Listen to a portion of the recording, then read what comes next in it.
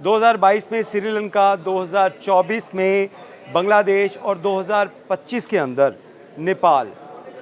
ये वो 3 ममालिक हैं जहाँ पे गुज़िश्ता चंद सालों के दौरान जेन ज़ी और तलबा तंजीमों के एहतजाज के बाद हुकूमतों के तख्ते उलट गए। अब इंडिया के बारे में बात करें तो 2026 जिसमें इस वक्त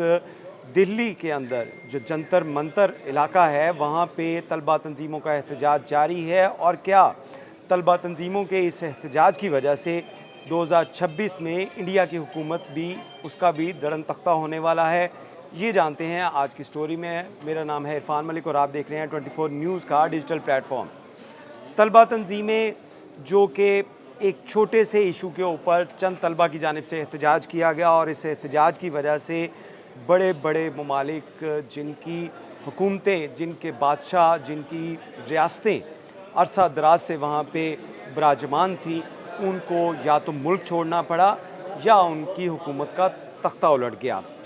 2025 की अगर बात की जाए तो 2025 या 2024 या 2022 ये वो 3 अदवार हैं जिसमें तलबा तंजीमें जो एक छोटे से कमरे से शुरू होने वाली तहरीक और उसके बाद उन तहरीकों ने किस तरह हुकूमतों का तख्ता उल्टा, ये तारीख के सुनहरी हरूफ में लिखा जाएगा।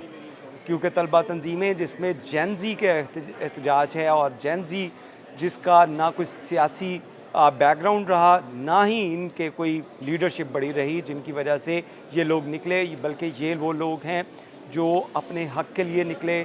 अपने मुतालबात मनवाने के लिए निकले। और जब हुकूमतों ने इन छोटे मोटे एहतजाज को समझते हुए इनके ऊपर लाठी चार्ज किया तो उसके बाद इन्हीं तलबा मूवमेंट की जानिब से चलाई जाने वाली तहरीकें हैं, इन्होंने हुकूमतों के तख्ते उलट दिए। भारत के अंदर भी 2026 के अंदर गुज़िश्ता 2 रोज़ की अगर बात की जाए तो 2 रोज़ के दौरान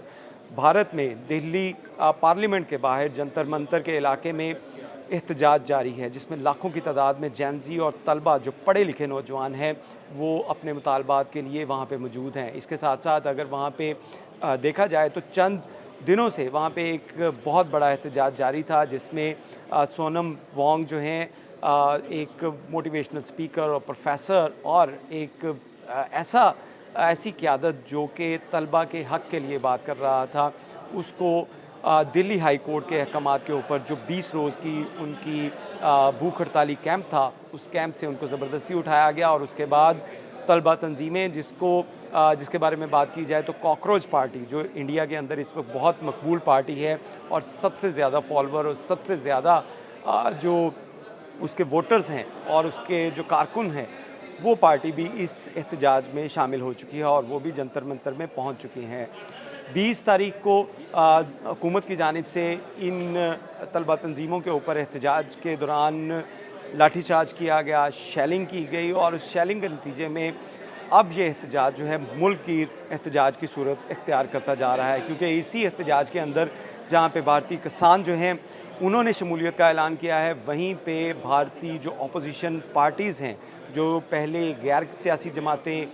जो सिर्फ कॉकरोच पार्टी और उसके साथ साथ चंद तलबा तंजीमें अपने मुतालबात के लिए, और ये मुतालबा उनका बड़ा सिंपल सा था कि उनके जो मेडिकल के एग्ज़ाम हैं उसका पेपर लीक हो गया है और उसकी वजह से 20 से ज़ायद नौजवानों ने खुदकुशी कर ली। क्योंकि उनकी जानिब से जो तैयारी की गई थी, जो उनके लिए जो एग्ज़ाम के लिए उन्होंने मेहनत की थी, वो सिर्फ चंद लाख रुपए में किसी जगह के ऊपर पेपर लीक हो रहा था। और जो पेपर लीक होने के बाद वो नौजवान इस बात से डिसहार्ट हुए कि अगर पैसे देकर ही इम्तिहान दिया जाना है और वही लोग डॉक्टर बन सकते हैं, वही लोग डिग्री ले सकते हैं, तो फिर उनके ज़िंदा रहने का कोई फ़ायदा नहीं है। और इसके बाद जब उनकी खुदकुशी के वाक़यात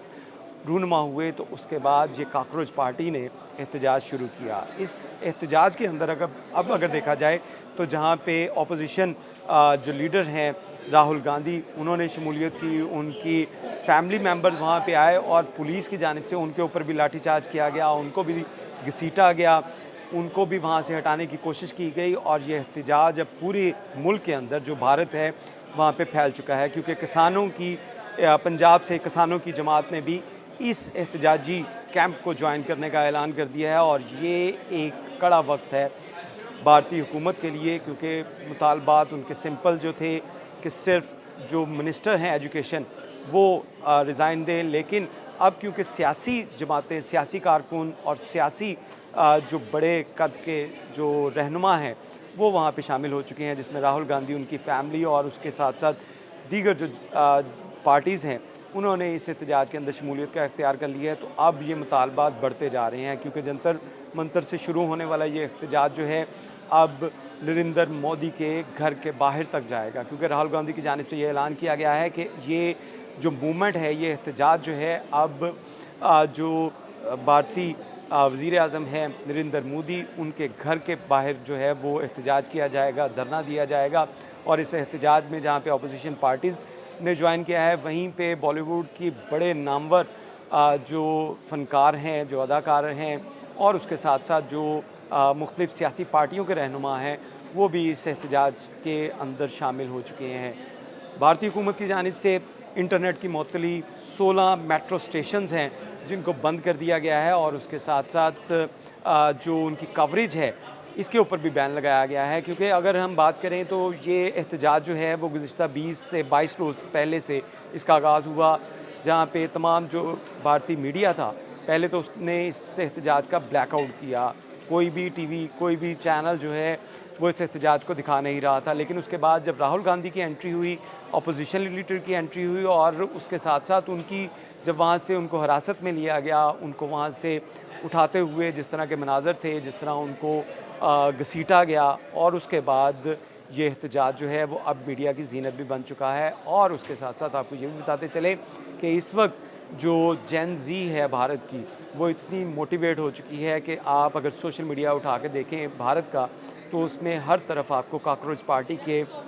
जो नौजवान हैं उनकी जानिब से जिस तरह के मीम्स बनाए जा रहे हैं, जिस तरह के वहाँ पे ट्वीट्स किए जा रहे हैं या इंस्टा के ऊपर स्टोरीज लगाई जा रही हैं, उसमें साफ नज़र आ रहा है कि भारत जो है वो इस वक्त नरेंद्र मोदी इस वक्त घबराहट का शिकार हैं। और अब ये एहतजाज जो है वो नरेंद्र मोदी के रिज़ाइन की तरफ बढ़ता जा रहा है, क्योंकि ये एहतजाजी पार्टी की जानिब से जो मुतालबात हैं, जो सिर्फ पहले एजुकेशन मिनिस्टर के तक था, अब इसका दायरा कार बढ़ाते हुए जो नरेंद्र मोदी और उसके साथ साथ जय शाह जो होम मिनिस्टर हैं, उनके रिज़ाइन का मुतालबा किया जा रहा है। इसमें एक बड़ी वजह ये है कि